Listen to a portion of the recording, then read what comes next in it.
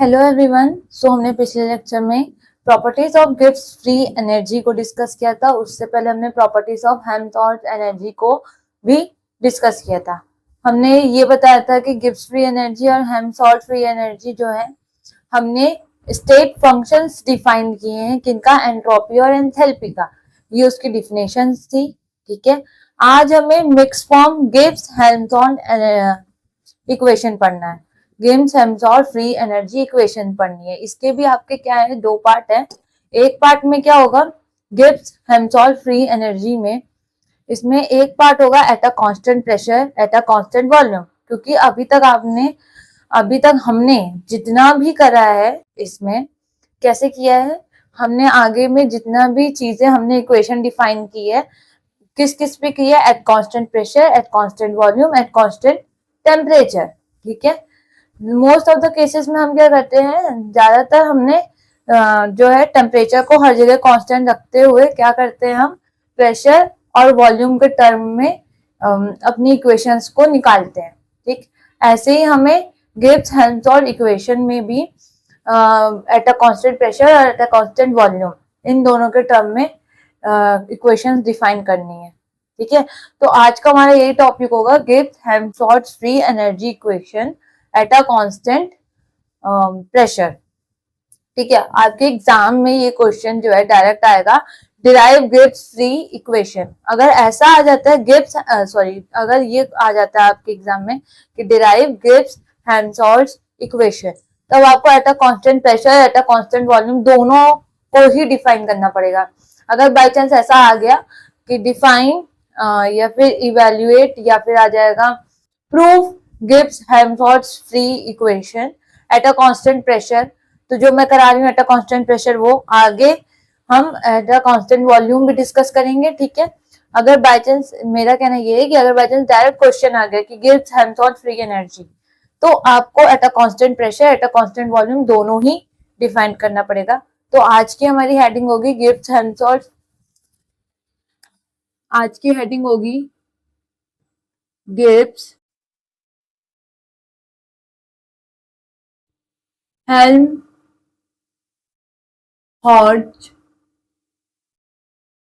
Equation. ठीक है, अगर एट अ कांस्टेंट प्रेशर करें, Gibbs Helmholtz equation at a constant pressure at a constant volume, Gibbs Helmholtz equation. ठीक है, अभी हम क्या लेंगे, eight a constant pressure, pressure के टर्म में हम डिफाइन करेंगे। जब कांस्टेंट क्या हो जाएगा, प्रेशर हो जाएगा, तब हेल्महोल्ट्ज और गिब्स एनर्जी के बीच में हमें क्या मिलेगा, रिलेशन। हमें ये मालूम है गिब्स फ्री एनर्जी को हम किससे डिनोट करते हैं, जी से, और हेल्महोल्ट्ज एनर्जी को किससे डिनोट करते हैं, ए से। हेल्महोल्ट्ज एनर्जी को हम लोग फ्री एनर्जी भी कहते हैं, गिब्स को तो गिब्स एनर्जी भी ही कहते हैं। तो हम यहाँ पे, क्योंकि एट अ कांस्टेंट प्रेशर है, हम यहाँ पे इक्वेशन लेके चलेंगे किसकी, गिब्स फ्री एनर्जी की। सो लिखेंगे हम, we know that the equation of Gibbs free energy is represented by, Gibbs free energy की इक्वेशन किससे रिप्रेजेंट होती है, G is equal to H minus T S.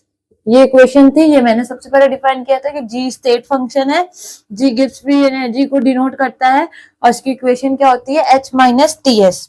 ठीक है, ये पहला है। अब हमें ये भी मालूम था कि हमने एंथैल्पी ऑफ द सिस्टम को कैसे डिफाइन किया था, तो हम लिखेंगे since enthalpy of the system is defined as, enthalpy of the system कैसे डिफाइन होती है, H is equal to U plus P V. ये इक्वेशन नंबर क्या हो गई, 2। ठीक, अब इस H की वैल्यू, H हमारा क्या होता है, एंथैल्पी, U क्या है एक्सटर्नल एनर्जी, P क्या है प्रेशर, V क्या है वॉल्यूम। ठीक, तो जो हमारी H है एंथैल्पी है, इस H की वैल्यू हम इक्वेशन नंबर फर्स्ट पे रखेंगे। तो हम या फिर लिख सकते हैं putting the value of H in equation number 1 या from equation second and equation first. तो हम लिखेंगे, पुटिंग वाला लिखते हैं, putting the value of H in equation number 1। Equation number 1 में क्या करें, हम एच की वैल्यू को पुट कर दे, तो क्या हो जाएगा, G is equal to H की वैल्यू रखेंगे तो U plus PV minus TS। Equation number क्या हो गया, 3rd हो गया। अब इस इक्वेशन को हम कंप्लीटली क्या कर दे, डिफरेंशिएट कर दे। तो differentiating equation number 3rd we get complete differentiating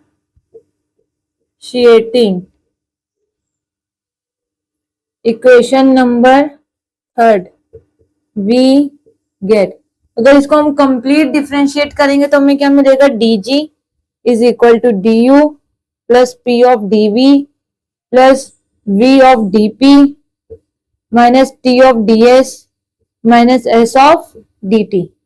ये हो जाएगा। इसको इक्वेशन नंबर क्या कर दें, हम 4th कंसीडर करें। ठीक, अब हमारा हमें मालूम है फ्रॉम, हम सारे इक्वेशंस में क्या कर रहे हैं, from first law of thermodynamics हमारा आता है U plus U is equal to Q plus W। वहां पे वर्क क्या होता है, नेगेटिव होता है, क्योंकि work is done by the expansion of the gas, work negative हो गया, तो माइनस P ऑफ V फिर वहां रखते हैं। देखो ये तो ओनली बातें हो गई, हमें लिखनी है सारी चीजें, इस वजह से हमारा प्रूवमेंट नंबर जाएगा और हमें 5 नंबर का तो लगभग करना है, तो पूरी डिटेल में लिखना होगा। ये नहीं कि हमने सिर्फ इक्वेशन इक्वेशन इक्वेशन इक्वेशन लिख दी, हमें ये लाइंस लिखनी इंपॉर्टेंट होती है। तो हम कहाँ से इक्वेशन ला रहे हैं ये जरूरी है। अब जैसे हमने ये लिख दिया, from first law of thermodynamics, first law of thermodynamics क्या कहता है, U is equal to Q plus W, Q reversible चल रहा है ना, W। अब अगर मैं सिर्फ ये इक्वेशन लिख दूं, ठीक है, अब ये इक्वेशन सिर्फ लिख दूं, ये ना लिखूं कि हमने कहां से लाया है, वो मतलब नहीं है। हमें इक्वेशन के ऊपर लिखना पड़ेगा कि हम कहां से ला रहे हैं। हमने अगर इसको डिफरेंशिएट किया, हमें लिखना पड़ेगा कि हम कंप्लीट डिफरेंशिएटिंग कर रहे हैं। ठीक है, तो हमने ये इक्वेशन लाई फर्स्ट लॉ। अब क्योंकि हमें पता है, इसको हम डालेंगे इक्वेशन नंबर 5th। अब हमें मालूम है हर किसी में क्या हो रहा है, एक्सपेंशन ऑफ द गैस। इस चैप्टर में सारे जितने भी हम वर्क ले रहे हैं due to expansion of the gas. ठीक है, एक्सपेंशन हो रहा है गैस का। तो since work is done due to expansion of the gas, gas का एक्सपेंशन हो रहा है, इस वजह से वर्क हो रहा है। देयरफॉर W जो क्या हो जाएगा, minus P of V, P of dV। ठीक है, अब इसकी वैल्यू हम कहां पुट कर दें, इक्वेशन नंबर 5 में, putting the value of W in equation number 5। तो इसको हम ऊपर लिखें और ये सब भी du के फॉर्म में होगा, क्योंकि यहाँ पे हम डिफरेंशिएटिंग के फॉर्म में du, dq, dw, du भी क्या होगा जाएगा, यहाँ पे वर्क भी dw के फॉर्म में होगा। ठीक है, अब हम ये w की वैल्यू इक्वेशन नंबर 5 में पुट करेंगे।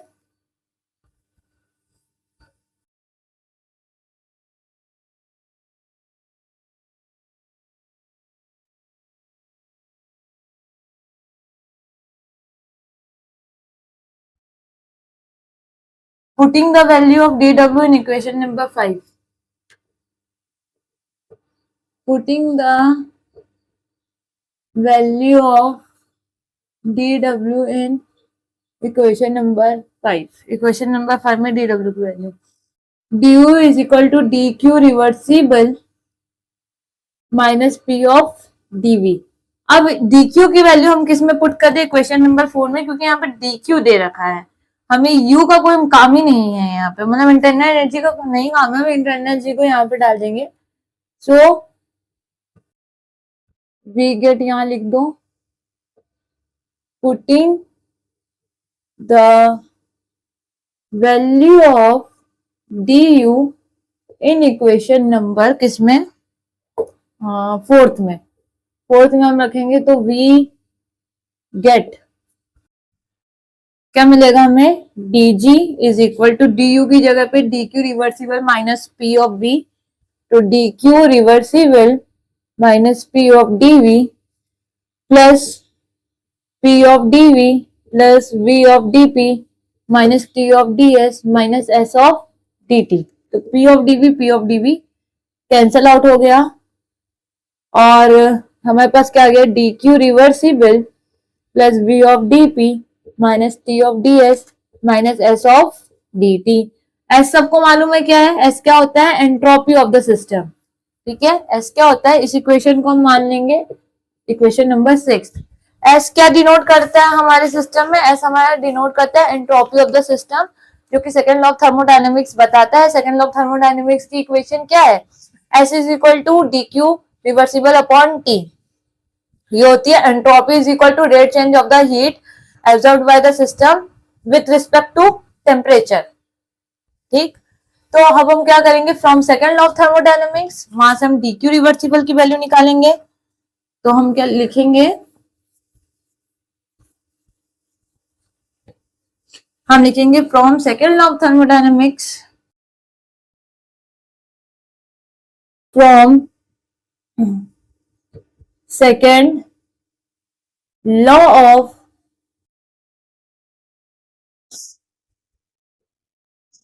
थर्मोडायनेमिक्स। थर्मोडायनेमिक्स के सेकंड लॉ से हम क्या निकाल रहे हैं कि ds is equal to D Q reversible upon T. D Q reversible की वैल्यू निकालनी है, D Q reversible is equal to T of ds। अब डी क्यू रिवर्सिबल की वैल्यू किस में पुट कर देंगे, इक्वेशन नंबर 6 में। Putting the value of D Q reversible in equation number 6, तो क्या आ जाएगा, D G is equal to T of D S plus P of D V minus T of D S minus S of D T. T of D S क्या हो गया, cancel out हो गया। D G की value क्या आ गई, V of D P plus negative S of D T. यहां तक हमने एक पिछला प्रूवमेंट था उसमें भी सॉल्व किया था। अब हम इसको एट अ कांस्टेंट प्रेशर, हमें क्या करना है, प्रेशर को कांस्टेंट करना है। तो हम क्या करें, एट अ कांस्टेंट प्रेशर।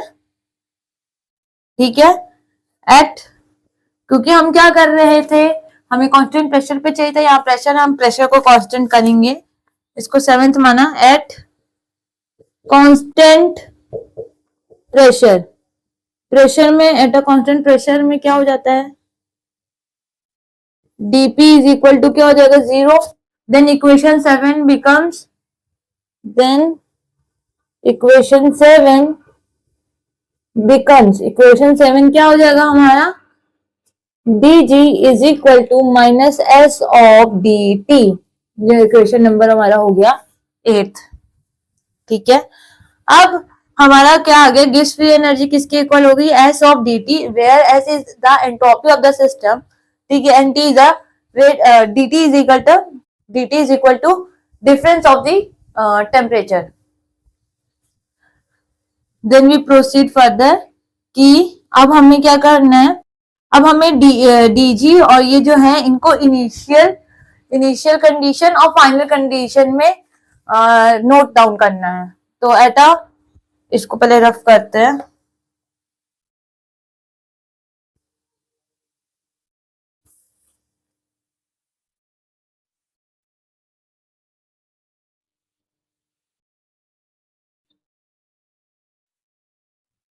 यही क्वेश्चन अभी हमारी आगे प्रोसीड करेगी, तो हम इक्वेशन नंबर 8 को नहीं रफ करेंगे। ठीक है, अब हम पहले मानेंगे, let G1 and S1, let G1 and S1 represent the Gibbs free energy G क्या दिखाता है, गिव्स फ्री एनर्जी, एस क्या दिखाता है, एंट्रोपी ऑफ द सिस्टम। ठीक है, let G1 and S1 represent गिव्स free energy and entropy of the system at initial state, OB respectively। ठीक है, तो क्या हो जाएगा, delta G 1 is equal to S of S1 dt। T में सॉरी टी को क्योंकि ऑलरेडी डिफरेंस है दो टेम्परेचर का, तो उसमें कोई चेंजेस नहीं होगा। ऐसे ही हम लोग क्या करेंगे, इसको इक्वेशन नंबर 8 है, इसको 9 मान ले। अब ऐसे ही हम लोग एट अ फाइनल स्टेट के लिए कंसीडर करेंगे, at G2 let G2 and S2 represent गिव्स free energy and entropy of the system at final state respectively। ठीक है, तो ये क्या हो जाएगा, D of G2 is equal to minus S of 2 dt, equation number 10।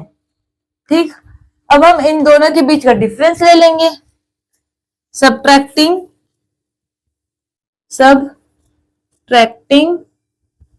Equation 10 from equation 9। ठीक है, डेल्टा को बाहर रख देंगे, G2 माइनस ऑफ G1। ठीक, और माइनस टी तो कॉमन हो जाएगा, S2 माइनस S1। ठीक है, इसमें क्या हो जाएगा, कैपिटल डी बन जाएगा, ये बड़ा वाला डेल्टा है, ये हो जाएगा, इसको ब्रैकेट में डालेंगे, माइनस डी ऑफ टी, यहाँ पे भी क्या हो जाएगा, ये वाला ऐसा हो जाएगा।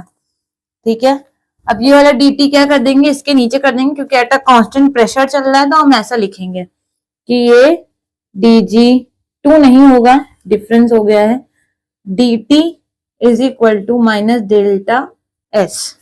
ठीक, ये इक्वेशन नंबर क्या हो जाएगा हमारा, 11। ठीक,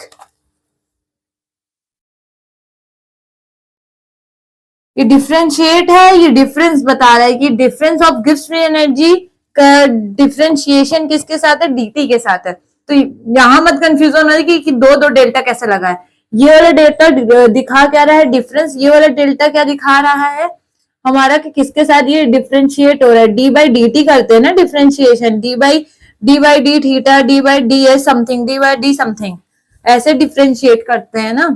तो ये मत सोचना कि ये वाला डेल्टा क्या दिखा रहा है, ये वाला डेल्टा हमारा डिफरेंस दिखा रहा है दो गिव्स फ्री एनर्जी के बीच में, और ये वाला डी क्या दिखा रहा है कि हमारा डिफरेंशिएट हो रहा है, किसके रिस्पेक्ट में हो रहा है, dt के रिस्पेक्ट में हो रहा है। So don't confuse here.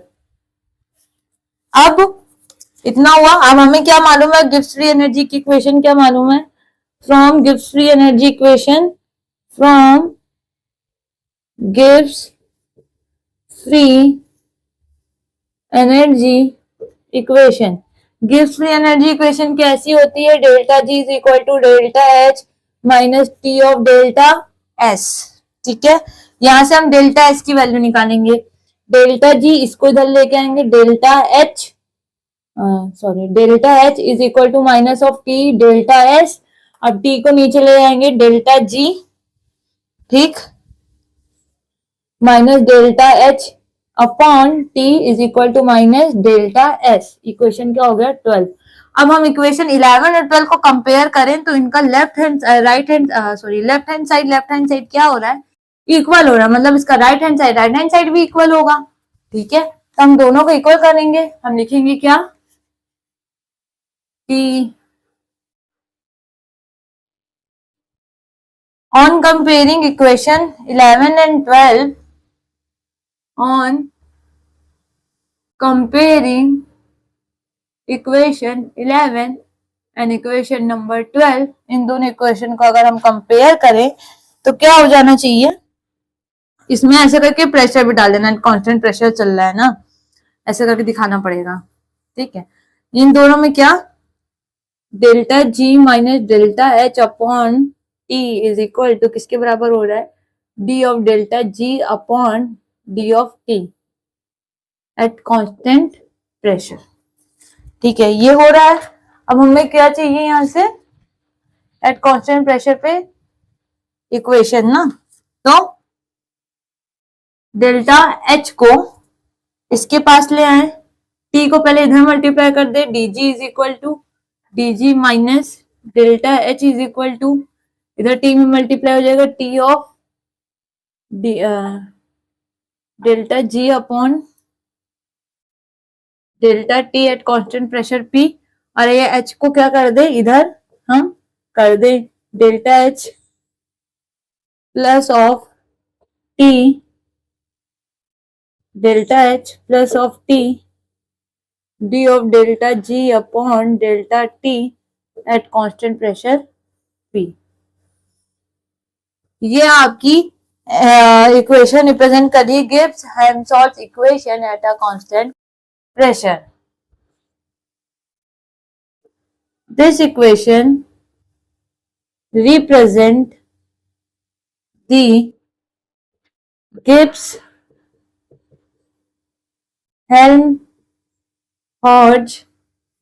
equation at constant pressure.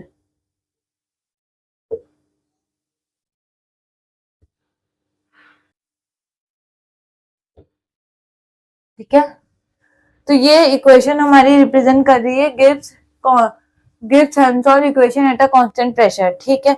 अब अगले लेक्चर में हम लोग Gibbs Helmholtz equation at a constant volume को डिस्कस करेंगे। कोई भी क्वेरी होगी आप पूछ सकते हैं, ठीक है, ऐप पे जाके पूछ सकते हैं, नहीं तो आप डायरेक्टली कमेंट भी कर देंगे, तब भी हम आपका क्वेश्चन देख लेंगे। अब ज्यादा टॉपिक नहीं बचे, इसके बाद बस एक एट अ कांस्टेंट वॉल्यूम बचा है, कॉल्सियस इक्वेशन है, कैल्कुलॉन कॉल्सियस इक्वेशन है, उसको पढ़ना है, देन आपकी पहली यूनिट क्या हो जाएगी, एंड हो जाएगी। सो जितना भी है पुराना उनको रिवाइज करते चलें, ठीक है। माय सजेशन इज दैट कि जितना भी आपका पुराना है उसको रिवाइज करें। उसमें भी अगर आपको किसी इक्वेशन में या फिर किसी भी प्रूवमेंट में कोई भी दिक्कत है, आप उसको ऐप के थ्रू पूछ सकते हैं, हमारा टेलीग्राम चैनल है उस पर पूछ सकते हैं, हमारा व्हाट्सएप चैनल है आप उस पर भी जाके पूछ सकते हैं। आपको कोई भी दिक्कत हो आप कहीं से भी हमसे पूछ सकते हैं, ठीक है। सो आज के लिए थैंक यू।